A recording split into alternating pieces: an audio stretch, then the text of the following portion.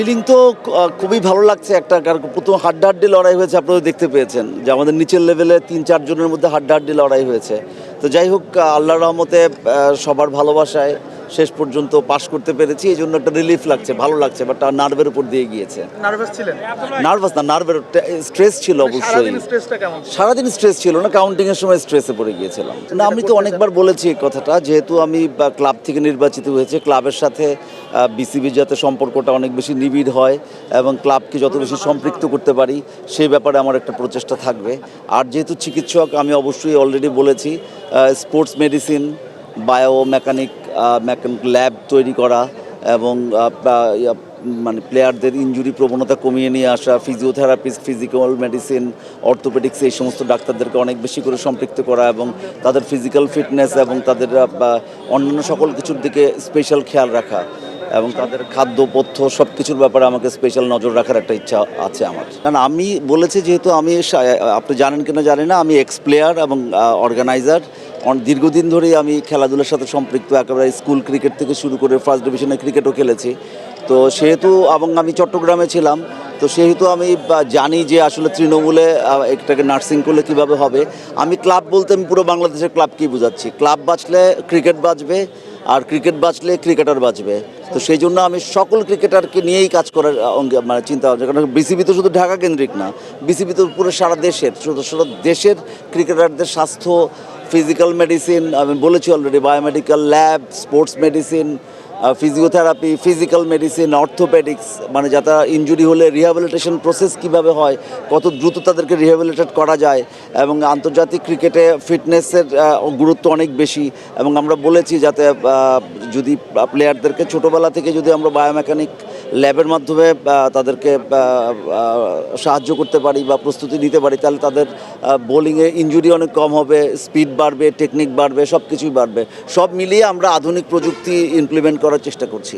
যখন ভোট গণনা হচ্ছিল, ওপেন ফিল্ড ছিল, আপনারা সবাই একসাথে একটা অনুষ্ঠানও করেছেন, প্রতিদ্বন্দ্বীটা আসলে কেমন ছিল? তামিম ইকবাল কেমন আসলে ফিল করছিল? তামিম ইকবাল তো সর্বোচ্চ ভোট পেয়েছে এবং এটা প্রেডিক্টেডই ছিল, কারণ যেহেতু সে সারা পৃথিবীর একজন অন্যতম সেরা প্লেয়ার এবং বাংলাদেশের ইতিহাসের অন্যতম সেরা ওপেনিং ব্যাটসম্যান, এবং তার ব্যাপারটা তো সবাই চায় as a player, as a organiser, as a president সে বাংলাদেশকে রিপ্রেজেন্ট করবে।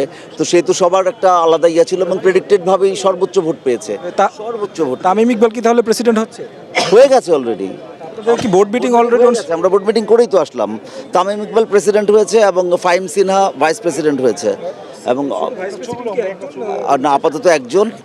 পরবর্তীকালে আমরা হয়তো বা মিটিংয়ে সেই সমস্ত সিদ্ধান্ত পরবর্তী নেওয়া হবে। আজকের যেটা আপডেট সেটাই বললাম।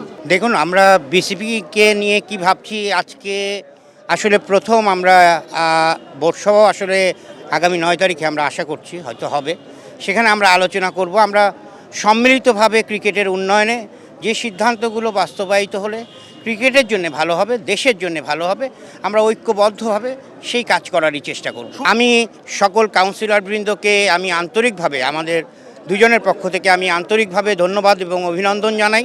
তারা আমাদের উপর আস্থা রেখেছেন এবং তারা সমস্ত জেলা থেকে তারা সবাই এসে স্বতঃস্ফূর্তভাবে আমাদেরকে ভোট দিয়ে বিজয় করেছেন।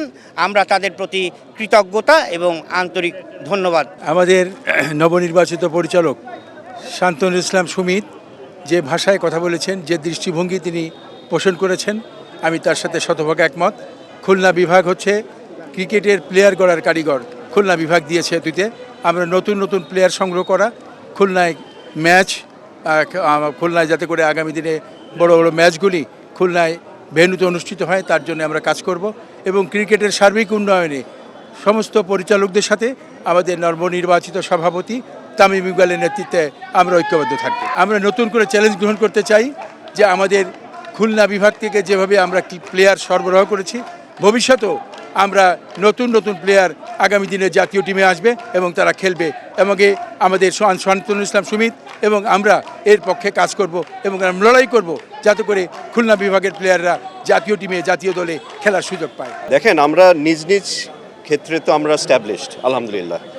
আমি বাইরে আমার উচ্চশিক্ষা, তারপর আমি এসে ধরেন একটি প্রতিষ্ঠানের সাথে আমি যুক্ত আছি, একটি বৃহৎ প্রতিষ্ঠান, সেখানের অভিজ্ঞতা আমার আছে। আমি টেলিকমের একটি অন্যতম সংগঠনের সভাপতি হিসেবে কাজ করছি। তো এই অভিজ্ঞতাগুলোকে আমি বিশ্বাস করি যে এখানে ক্রিকেটের উন্নয়নে কাজে লাগাতে পারবো। আর আমরা যদি সবাই এখানে যারা আছে কিন্তু তারা স্ব ফিল্ডে কিন্তু স্ট্যাবলিশড, তার আমরা সবাই মিলে যদি ঐক্যবদ্ধভাবে কাজ করি তাহলে অবশ্যই বাংলাদেশ ক্রিকেটকে সামনে এগিয়ে নিয়ে যাবে। আপনারা দেখেন যে একজন কিন্তু এক ভোটের ব্যবধানে জিতেছে, যে আপনার 12 নম্বর যে পজিশনটা, ঠিক আছে? তো এক ভোটে জেতাটা কিন্তু বুঝতেই পারতেছেন যে কতটা লড়াই হয়েছে এবং কতটা একটা ফেয়ার এবং যেটাকে বলে টোটালি ওপেন একটি নির্বাচন হয়েছে। এটাকে প্রমাণ করে। এটা প্রমাণ করে না? আপনি তো ভালো বলতে পারবেন। অবশ্যই একটা রিলিফ, কারণ একটা প্রিপারেশন লাগে এবং আমরা যে ক্যাম্পেইন করেছি আমার মনে হয় সবাই অনেক কষ্ট করেছে। আজকে হার জিত থাকবে, তবে সবাই আমরা বিজয়ী। এবং যারা আজকে পারেননি তাদের সাথেও আপনারা জানেন আমরা একটা অনুষ্ঠান আয়োজন করেছি যেখানে আমরা সবাই মিলে কিন্তু হোস্ট ছিলাম, আপনারাও সেই আয়োজনে ছিলেন। এবং তারাও আমরা একমত হয়েছি যে আমরা বাংলাদেশ ক্রিকেটকে এগিয়ে নিতে আমরা ইনশাল্লাহ সবাই মিলে একসাথে কাজ করব। তামিম ইকবাল এবং ফাহিম সিনহা একজন সিজনড এবং এক্সপিরিয়েন্সড আমি বলবো। তামিম যেমন তার একজন সেরা খেলোয়াড় ছিলেন, তেমনি অ্যাডহক কমিটিতে কিন্তু এনারা দুজনই ছিলেন এবং আপনারা এই কয়েক মাসে দেখেছেন যে অ্যাডহক কমিটি কিন্তু কিছু ইতিবাচক কাজ তারা করেছেন। তা আমি বিশ্বাস করি যে এখন যেহেতু বোর্ডটা পূর্ণাঙ্গ একটা বোর্ড হলো, আমরা এখন সবাই মিলে একসাথে কাজ করলে যে সময়টা পেবো যে সবাই কিন্তু এখানে আমরা ইনপুট দিতে পারবো। এবং তামিম ইকবাল আছেন, ফাহিম সিনহা আছেন, যারা একদিকে এক্সপিরিয়েন্স, এখানে অনেক নতুন যারা আসছেন, অনেক অভিজ্ঞতা সম্পূর্ণ আপনার লোকেরাও আছেন, যেমন মোহামেডান আবানি, তো ফাহিম তো আবানির কাউন্সিলর, মোহামেডানের আপনার আমাদের মাসুদ সাহেব আছেন। তো সবাই মিলে আমার বিশ্বাস যে এখানে সবাই ভিন্ন মতের থাকলেও এক জায়গায় আমরা একমত, সেটা হচ্ছে বাংলাদেশ ক্রিকেটকে এগিয়ে নেওয়ার ক্ষেত্রে।